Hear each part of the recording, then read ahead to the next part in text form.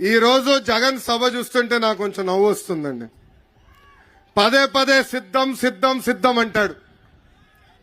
దేనికయ్యా సిద్ధం? జైలుకి వెళ్లేదానికి సిద్ధం, జైలుకు పంపించేదానికి మీరు సిద్ధమా అని ప్రజలందరూ నేను అడుగుతున్నా. బీసీ బిడ్డ అమర్నాథ్ గౌడ్ లాంటి అనేక మంది చంపేదానికి మీరు సిద్ధమా అని ఈ జగన్ నేను ప్రశ్నిస్తున్నా.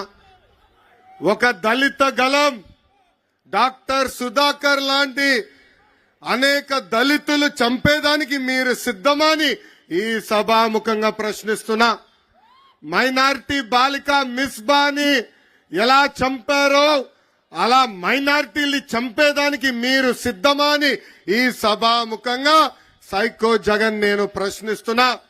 కింద నుంచి తమ్ముడు కూడా అంటున్నాడు, సొంత బాబాయిని లేపేశాడు, ఇంకా ఎంతమంది కుటుంబ సభ్యులను లేపేసేదానికి సిద్ధమా అని ఈ జగన్ నేను సూటిగా ప్రశ్నిస్తున్నా.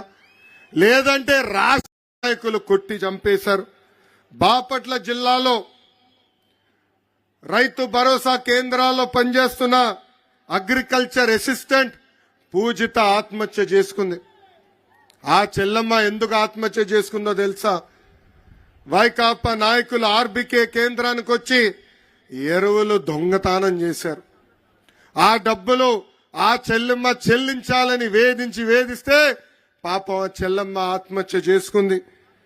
ఇంకా అంతేకాదు, విజయనగరం జిల్లాలో పంచాయతీరాజ్ డిపార్ట్మెంట్ లో పనిచేస్తున్న ఒక జేఈ రామకృష్ణ ఏకంగా ఆ ఫ్యాన్ కే ఉరేసుకుని చనిపోయాడు, ఆత్మహత్య చేసుకున్నాడు. ఆ రామకృష్ణ గారు చేసిన తప్పేంటో తెలుసా? ప్రజలకు అండగా నిలబడతాం. వైకాపా నాయకులు అక్కడ ఉన్న సిమెంట్ ఇనుప దొంగతనం చేసుకుని వెళ్తే వాళ్ళ పైన అడ్డంగా తిరిగి